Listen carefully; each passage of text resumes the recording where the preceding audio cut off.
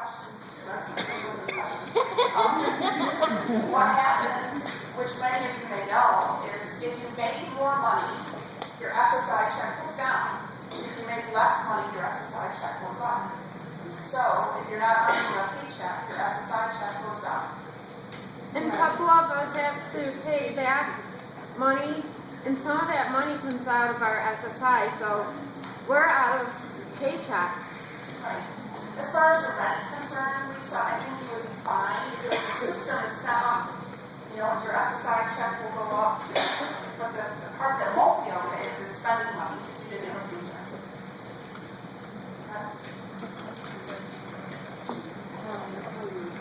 Yeah. I have a daughter who works in the workshop. She's worked for a long time. Does she have a choice to stay there? I don't understand why her choices are being discriminated. I don't know it's discriminated. But she's wants to stay there. But I'm worried that in this new system, that if her production isn't good enough, she's not going to be able to stay there. My hope, this is really, really early on, I don't know, is that we'll go through and ask everybody, what do you want to do? And do an assessment of some sort of what their interests are. Do they want to stay in a work center like this, a business, and work, an art-supported business? Do they want to go to the community connections? Do they want to go on lives? Where do they want to be? And then figure out who really wants to go where. And my hope is that we can meet each and every person's needs for what they want. That is our hope. I don't know what we're going to be funded for. That's the gray area where I need people to help, to advocate, and to give OPWP their input so that we do have that option on the table. Because the last thing I want is your daughter's an excellent worker. It's for her not to work. Well, there's other people too that I know that I work with every day there that, you know, want to stay at their workshop, but their production is not going to be high enough. But they have been there a long time, they earn a job, they're proud of it. And, you know, you wonder, do they get a choice? And choice would be one thing I would really want here. So I mean, I'd be as parents, I think, you know, you really need to think about that. You know, and try to talk to starters and say, you know, maybe they should be considered. And as fast as they're moving, it's just overwhelming, I think. Other things that we can do for you. And there's also some clients that can't work in the community. There's factors that just makes it impossible for them to, you know, that the stress of, you know, just makes it impossible for them to work in the community. They, you know, can't. Now, I will say there's a few people who work here every day who I think another option would be great for this community connections program during intensive job readiness. They will really, really enjoy it. I would not say it's the majority. I would say that there's a handful of people I can name off the top of my head who absolutely should move into that program as soon as we start. But I would say the vast majority would prefer to stay doing what they're doing. So, Mrs. Gala. When you were saying with the assessment, you're going to be asking them what they want to do and where they want to be. What about people who can't comprehend what you're asking them or make a decision, but yet can work? Right.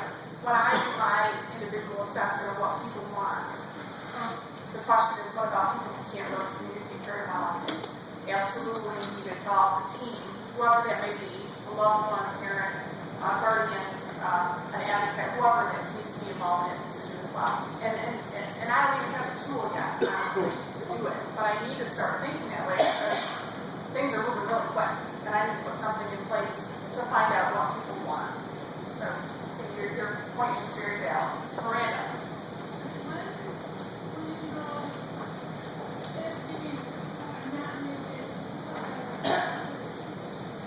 When will we know one?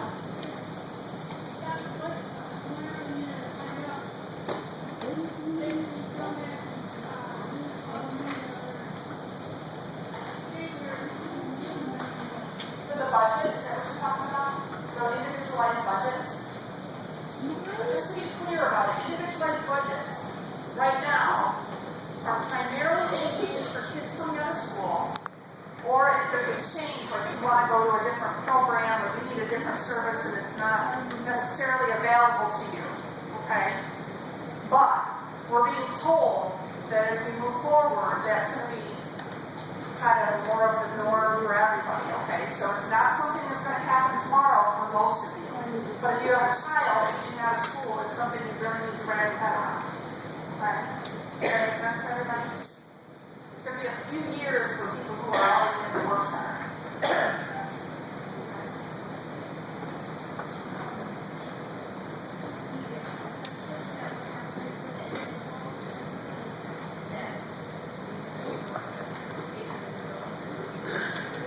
For right now, the assessment is called DP2, and that is done by the case manager. In the future, it's going to be done by OPWD, trained assessors. Okay, so it's not going to be something that you would do locally.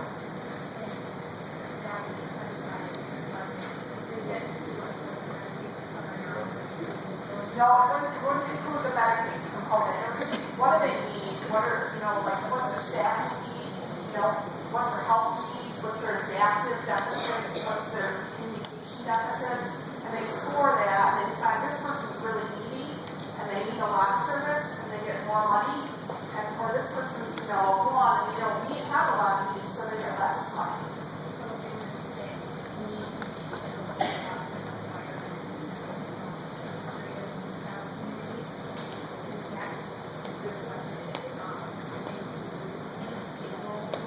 No, it wouldn't include like people. No, it would just be there. The service delivery. Question, when would the evaluations take place from the distance? We don't know, and the DISCOs, they haven't even formed them yet. So we don't know yet when we're going to start doing the evaluations by New York State. They're still in these called the case study phase, where certain agencies are doing case studies right now and having the assessments done. We don't know what's going to be rolled out to everybody, but we are doing the DPP2 now. They are scoring it, and have for a long time given an ISPM score. But to be honest, I never paid attention to an ISPM score until about 2 months ago. And then all of a sudden, now I know everybody's ISPM score. I have it on a spreadsheet. I know everybody's because it's important now. Communication. I just think communication is a huge, when the letter first went out, the workshop was rampant with places closed. They were all communicating, everybody's communicating, it's closing, phone call. And I just think it's communication. Letting parents know, whomever, family members know what's going on. Right. I think that's huge. She's asking about communication, that people were kind of overly concerned about the workshop. Just continue, because you did, I made a phone call, Julie was upset thinking the workshop was closed. So I think it's just communication to keep everybody, all aware of what's going on. And that's one of the things that I wanted to ask everybody about. What is it that they want us to do? Like, do you want to have a follow-up meeting? I certainly want to update people who give me email addresses as frequently as I can and send letters home like I did, but I'd like to know what you want. So if you're not comfortable speaking right now, later, I'm happy to support parents in whatever way they want to do what they need to do, okay? But I'd be happy to have another forum, regularly schedule them for whoever can attend to update you on what's going on.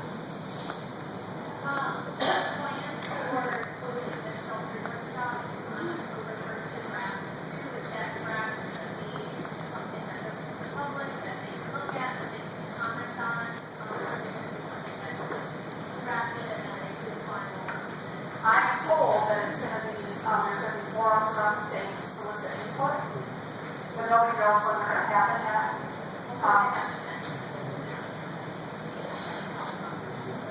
They haven't even done that yet. So, I'm hopeful that they're going to, and I certainly expect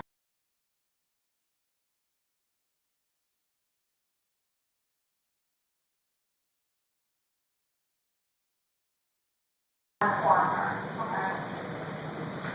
Lyle, over here. Colleen?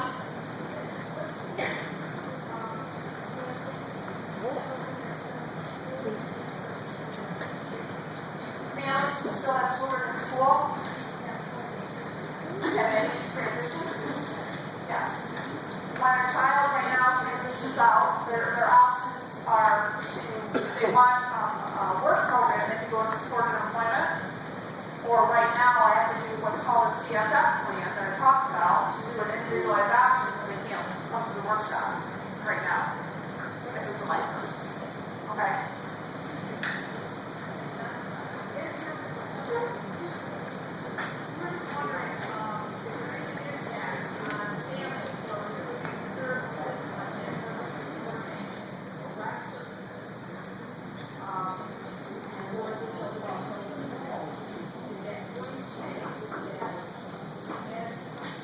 Right now, the question is about MSC and recreation. Are they going to change, like for students coming out of school or for anybody really? And I actually have no information about them changing at all. I haven't heard anything about those. My guess, and I'm guessing, is they have the lowest, any need can be in those programs right now, would be my guess. Or somebody going with the people that are going to be entering the supported workshop? In the supported employment? Or the supported employment? Yes, we have a team of about 15 job coaches right now who are assigned to different people as they go out into the community and work. I mean, at varying levels of support depending on the person's needs. Okay. Other questions? But Kelly, when that's not successful for them, in the past they would come back to Hilltop. Correct. What's the next step for them if it's not successful now? Where's it gonna leave them? Right. The question is, what's the safety net again if they're not successful in supported employment? And I don't know. One thing I can say is they can go back to pathways to employment at any point, we're being told. But I don't know what that program looks like yet, but that's what they're saying. That at any point, a person can go back. There's no, anyone can go in that program, so he doesn't be eligible. It's an adult. Other things, right? Is there a chance that the government would not sign this? I doubt that. Is there any chance that the governor would sign this? I mean, I'm very accepting that this is the direction they're going. I think we can advocate in the areas that we can advocate in. Okay? The plan is who is going to He is signed it. That's a real good question, and I think something I forgot to mention earlier was in those negotiations regarding that situation between New York State and Medicaid, major concession was made by the governor that New York State would do with $1.1 billion less from Medicaid. And these things that Kelly's discussing are agreements that have already been forged, made between New York State and Medicaid. So it's a good question, but I think the prospect of it being undone at this point is slim and done, slim just like that. So. Sharon? Is there a guarantee that all services will continue like 5 days a week, 5 days a week services, or can they cut them back? Sharon's asking about 5 days a week of service, and it's a complicated answer because it depends on the individual budget. In the future, 2-3 years down the road, if your budget doesn't allow you to purchase the service you want, it could mean you can only afford 3 days a week of the service that you want, and you might do something else on the other days, or 2 different services, or it just depends on what your budget is able to afford. Okay? And the budget is going to be, it's really an unknown to me of how they're, I know how they're scoring, but I don't know how that relates to the hours. Yes. Will your score drive your eligibility for some programs? Yes. Right now, if someone's below a 3, they can't go to a day camp program. We're already being told that. New admissions. So you're thinking stay up for shift as well, if they don't way, hopefully? Hopefully, yeah, we've talked to some of our staff about, different directions that they might have to flow, but it's evolving. We don't have a program started. I'm hopeful that we'll start like a job readiness. We already have a job readiness curriculum, and we do some of that, but can we evolve it into including or a few more people into that and kind of let it kind of take off. But we haven't gotten there yet. Kelly, back to Sherry's Sure. question. Well, if their money's used up, that's in 3 days of going to the program that their money allows them, what do? What do they do the other 2 days? Well, that's where your budget comes in. You would need to probably purchase, maybe choose a cheaper service. Or they stay home, or you choose, maybe they go to a program 3 days a week and they purchase hourly respite 2 days a week to work with your child at home or wherever. It's potential. I'm not saying that's what the budget's gonna, I'm just saying there's potential there, okay? Is that makes sense? If they don't put it in the final budget, And again, if you're only kids aged out of school, you need to wrap your head around it now. Okay, for a couple of years. And It's going to be a finite budget that CMS is going to do through this stage. And the system will work from the top down, so let's say your rating was between 1 and 5, about you'll take the number of people in New York State that are eligible for these services and divide it out so that that money can be stretched out the whole spectrum for the state. So theoretically, we could underfund everyone in the state for services. that's what you're saying. I think people have to understand that. So we need services that are driven from the bottom up, not by the top down. Okay. What Ken's saying is bottom, you need to drive services from the bottom up, not the top. Because otherwise we would underfund everyone in New York if it was top down.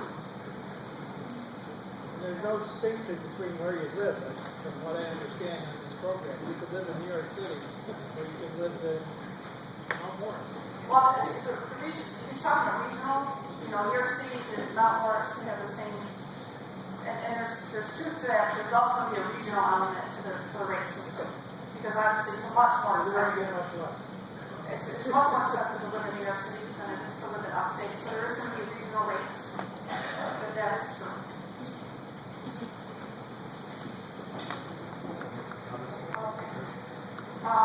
Martin Miskell is our CFO, and he would like to just make some comments. Just to cut to the chase, like you kind of always know, right? New York State has roughly 5 million people receiving some sort of Medicaid funding. Can't hear me? How's that? I'm a low talker. More? Okay. New York State has about 5 million people receiving some sort of Medicaid funding, and 130,000 of them are DD or IDD. And what the deal Chris mentioned with New York State and CMS is to save money. Bottom line, it's a financial decision. They're trying to cut funding. And in order to do that, they're coming up with this ISBM score, which on the one hand will have more continuity, as Kelly mentioned, more consistency, which is appropriate. But on the other hand, they're going to limit who is eligible for services and what they get by their individualized budget. So there will be times when people, the funding will only allow them to do so much. So there are going to be changes. How often people come to the program, what programs they would get, depending on their score. The ISBM score is data-driven. This whole Medicaid model is trying to transform to as a healthcare model. So very, very data-driven. And that score will drive a lot of the limits. What we are really concerned about is the time frame that Kelly mentioned. The idea to be person-centered, that work needs to be a choice. That's obviously a major goal. In the balance, what New York State is the CMSR. Obviously, the state has to cut money, but as Kelly mentioned, I think there's time, we don't think there's time to advocate on this topic.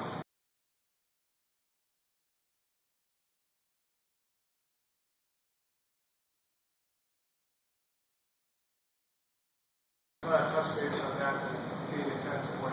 It's very financially driven.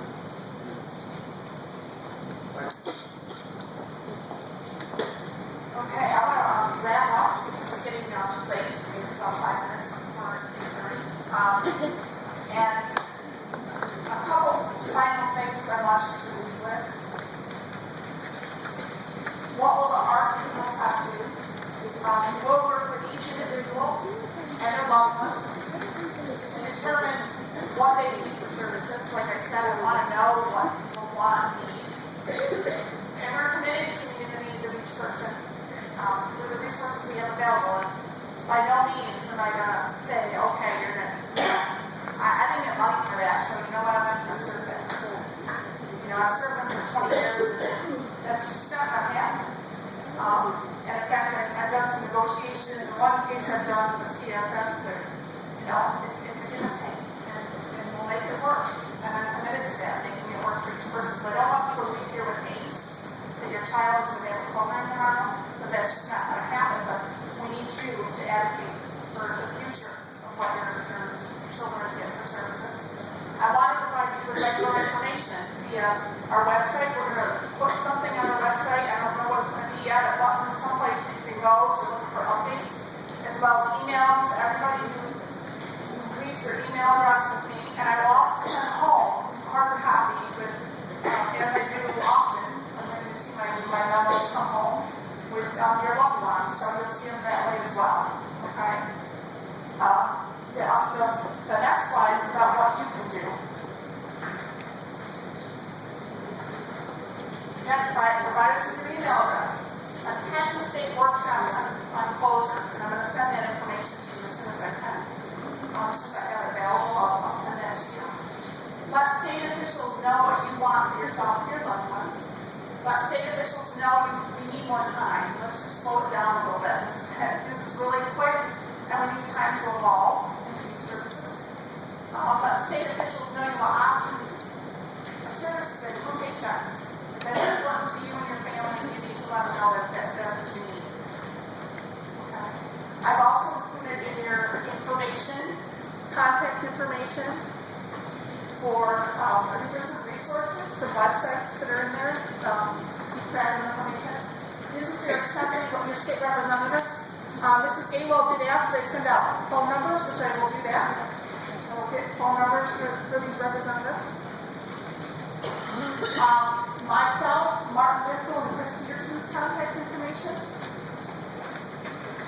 And I think Annie would like to make a few parting comments. I just want to pound the point home. And this is a phenomenal discussion, and I've learned so much tonight, and I'm sure that we've all learned something. And first of all, let's give a round of applause to Kelly.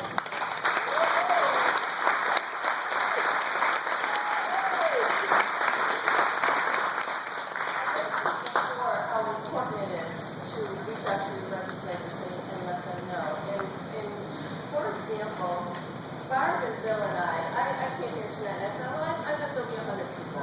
Well, we're all going to go back and we're going to say, you know what, there's 300 people there tonight. And I'm saying that for this public hearing, can you only imagine what it would be like if you go in droves to these hearings and make them understand how you feel. You're going to make them understand via email and by contacting our offices and contacting their website. But if you go to those hearings, if you've never had a migraine before, you don't really know what it's like to suffer from something like that. Until you walk in your shoes, we don't know what it's like to try and accomplish what you do every day. And it's up to you to make us understand. And one of the reasons why you've wrapped yourself around my heart is because you made me understand what it is that you try and do every day. And so Bill and Barb and I put it under the radar screen of our legislators, and they went in there and swung through and they fought for you to get this funding back. And you can do the same thing with OPWDD. You can go to these hearings and you can be heard and go in masses and go in droves and make your point be heard. Thank you.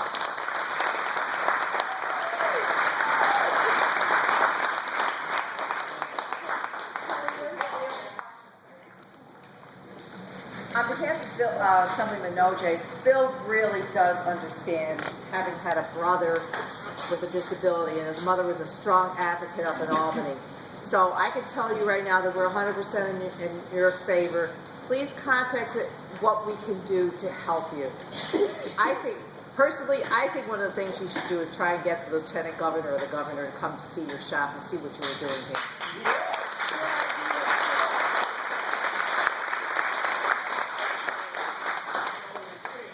Sample letters that people might be able to send some of the representatives. Yeah, we can certainly do that. Jeff Thomas, our PR director, is here, and we had thought that we would do that. Chuck, thank you so much for that suggestion. It was sample letters, template letters for you to send to your legislators. So we will certainly do that and get those to you, Lisa. As some of us are self-advocates also, so the self-advocates could actually help doing those sample letters too. Yep. Because every one of us, they need to hear what we need to say. Hats off to the self-advocates during the last round. We sent like 200 letters, 200 plus letters to our legislators to advocate against 6% cuts. I know.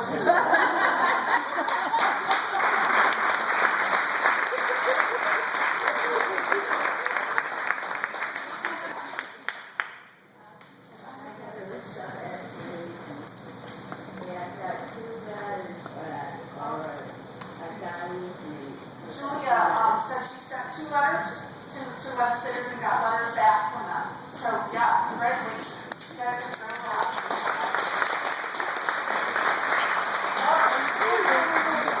You got a letter back too?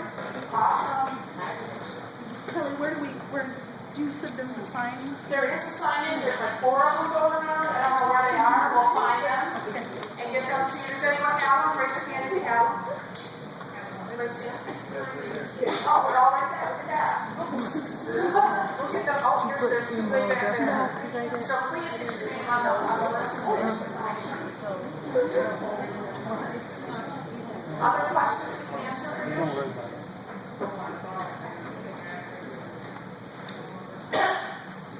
Yeah, I just want to say thanks for showing up. It really has a positive impact on all of us. And I mentioned at the outset when I was introducing the folks who represent our elected officials, they give us a lot of support. And, during this presentation, I thought, I think I know why. I think I know why we have a great relationship. Because we're doing what's right, and they know it, and they support it. So